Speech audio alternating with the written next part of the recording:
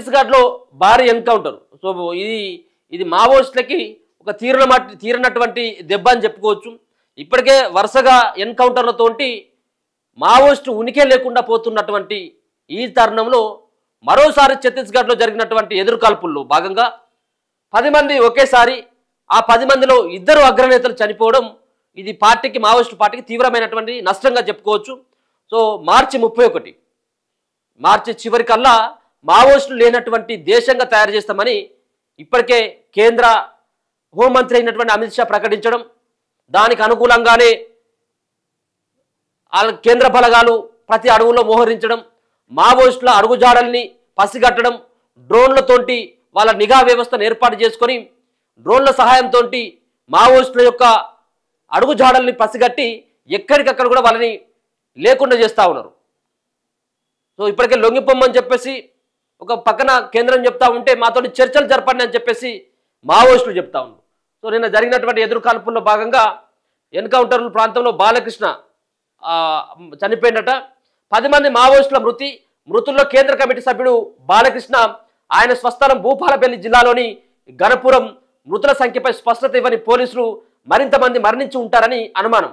10 మందే కాదట, 10 మందికి ఎక్కువ మందే చచ్చిపోయిన అని చెప్పేసి కొంత ఇంకా స్పష్టమైనటువంటి సమాచారం అయితే లేదు. ఛత్తీస్గఢ్ రాష్ట్రం మరోసారి కాల్పుల మోతలతో దద్దరిల్లింది. గహాయాబాద్ జిల్లా అడవుల్లో గురువారం మధ్యాహ్నం జరిగిన ఎన్కౌంటర్లో 10 మంది మావోయిస్టులు మృతి చెందారు. మృతుల్లో మావోయిస్టు పార్టీ కేంద్ర కమిటీ సభ్యుడు, ఒడిశా రాష్ట్ర కార్యదర్శి, సెంట్రల్ రీజనల్ బ్యూరో కమిటీ సభ్యుడు మోడెం బాలకృష్ణ అలియాస్ భాస్కర్ అలియాస్ మనోజ్తో పాటు ఒడిశా రాష్ట్ర కమిటీ సభ్యుడు ప్రమోద్ అలియాస్ పాండ్లు, మరికొందరు కీలక నేతలు మృతి చెందినట్టు పోలీసు వర్గాలు తెలిపాయి. గహాయాబాద్ జిల్లా మోయిరపూర్ పోలీస్ స్టేషన్ పరిధిలోని బారుడిగ్గి కొండల్లో మావోయిస్టులు ఉన్నట్లు అక్కడి పోలీసులకు సమాచారం అందింది.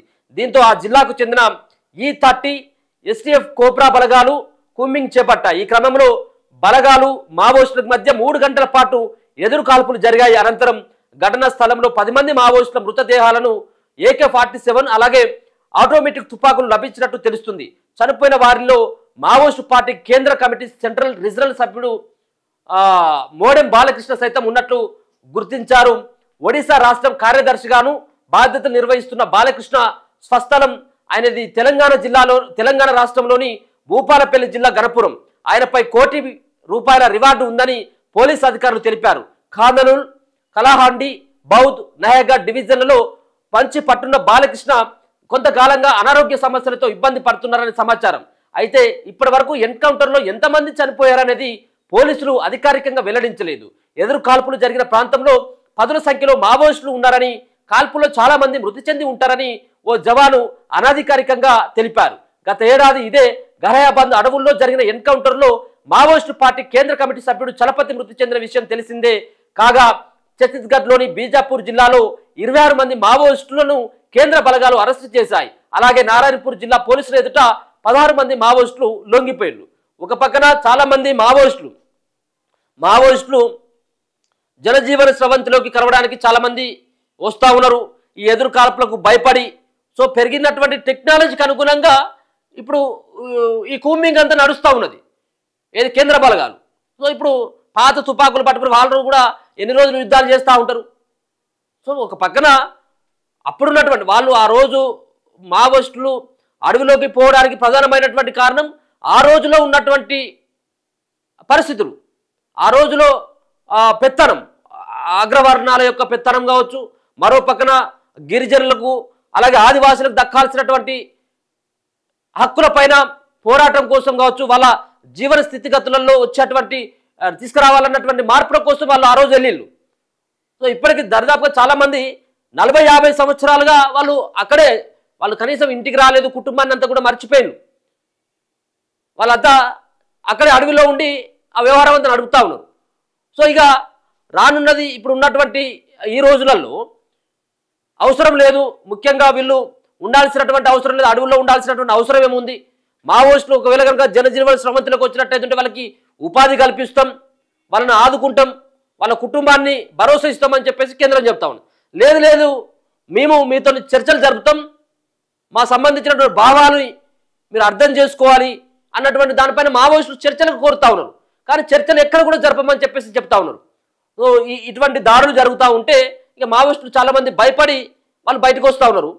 కొంతమంది దాంట్లోనే ఉండి చివరి వరకు ఉండి నేను ఈ అడవిలో నేను నమ్ముకొని ఉన్నాను, ఈ అడవిలోనే నేను ప్రాణం కోల్పోతానని చెప్పేసి అని మొండిగా ఉన్నటువంటి వాళ్ళు ఈ విధంగా ప్రాణాలను కోల్పోతూ ఉన్నారు. సో ఇది తీవ్రమైనటువంటి మావోయిస్టు పార్టీకి తీరినటువంటి నష్టం. ఇదే అడవుల్లో మొన్న జరిగినటువంటి గతంలో దాదాపుగా 3-4 నెలల క్రితం జరిగినటువంటి ఈ ఎదురుకాల్పుల్లో మావోయిస్టు అగ్రనేత కేంద్ర కమిటీ సభ్యుడైనటువంటి చలపతి కూడా ఇక్కడ ఈ అడవిలో చచ్చిపోయినట్ట పాపం. సో మొత్తానికైతే అమిత్ షా ఏదైతే టార్గెట్ చేసుకున్నాడో ఆ టార్గెట్ దిశగా మార్చి 31 దాదాపు ఇంకొక 5-6 నెలలు ఉండొచ్చు. సో అప్పటి వరకు మొత్తం మావోయిస్టులు లేనటువంటి వాళ్ళని తయారు చేసేటువంటి అవకాశమే కనబడతా ఉన్నది. అంటే అడవిలను పూర్తి స్థాయిలో జల్లడబడతా ఉన్నారు. ఇక మందు పాతర పేరు 2 జవాన్లకు గాయాలట. ఛత్తీస్గఢ్ రాష్ట్రంలోని దంతెవాడ జిల్లాలో కట్టిన వారిలో ఒకరిది ములుగు జిల్లా తాడ్వాయి మండలం అట. తాడ్వాయి మండలం మావోయిస్టులు అమర్చిన ఈఐడి మందు పాతర పేలి సిఆర్ఎఫ్ 195 బెటాలియన్కి చెందిన 2 జవాన్లు తీవ్రంగా గాయపడ్డారు. ఛత్తీస్గఢ్లోని దంతెవాడ జిల్లాలో గురువారం ఈ ఘటన చోటు చేసుకుంది. బార్సూర్ పోలీస్ స్టేషన్ పరిధిలోని ఇంద్రావతి నది సమీపంలో సిఆర్పిఎఫ్ బలగాలు ఏరియా డొమినేషన్ చేస్తుండగా మావోయిస్టులు అమర్చిన బాంబు పేలి అమర్చినటువంటి మందుపాత్రపై ఓ జవాను కాలు పెట్టారు. అది వెంటనే పేలిపోవడంతో జవాన్లు దివాన్ సింగ్, అలం మునేష్ తీవ్రంగా గాయపడ్డారు. పేలుడు దాటికి వారు కాళ్ళు తెగిపడినట్టు తెలిసింది. వెంటనే వీరిని మెరుగైన వైద్యం కోసం దంతెవాడకు, అక్కడి నుంచి రాయ్పూర్కు తరలించినట్లు సమాచారం. అలం మునేష్ స్వస్థలం ములుగు జిల్లా తాడ్వాయి మండలంలోని భూపతిపురం. మునేష్ గాయపడిన విషయంలో తెలియజేయడంతో సో మావోయిస్టులు అయితే మొత్తానికైతే ఒక ఏరువేత కార్యక్రమాన్ని అయితే కేంద్రం అయితే ఒక రకంగా దీనిపైన ప్రత్యేకమైనటువంటి ఫోకస్ పెట్టినట్టుగా తెలుస్తా ఉన్నది. వాళ్ళను పూర్తి స్థాయిలో మరి ఒక పక్కన వాళ్ళ మావోయిస్టులు కానీ మావోయిస్టు సానుభూతి పరులు కానీ ప్రజా సంఘాల నుంచి కొంతమంది చెప్తున్నారు ఏంటంటే మావోయిస్టులు అడవులకు వెళ్ళి ఎందుకు బయటకు రమ్మంటున్నారు అంటే అడవిలో ఉన్నటువంటి ఖనిజ సంపదను దోచుకోవడం కోసం చేస్తున్నటువంటి కేంద్ర ప్రభుత్వం చేస్తున్నటువంటి ఒక కుట్రగా వాళ్ళు పేర్కొంటా ఉన్నారు. ఎందుకంటే వాళ్ళు ఉంటే అది నడవదు కదా వాళ్ళ దందా. అందుకని చెప్పేసి ఈ విధమైనటువంటి ప్రయత్నం చేస్తున్నారు అనేది ఇంకో వాదన.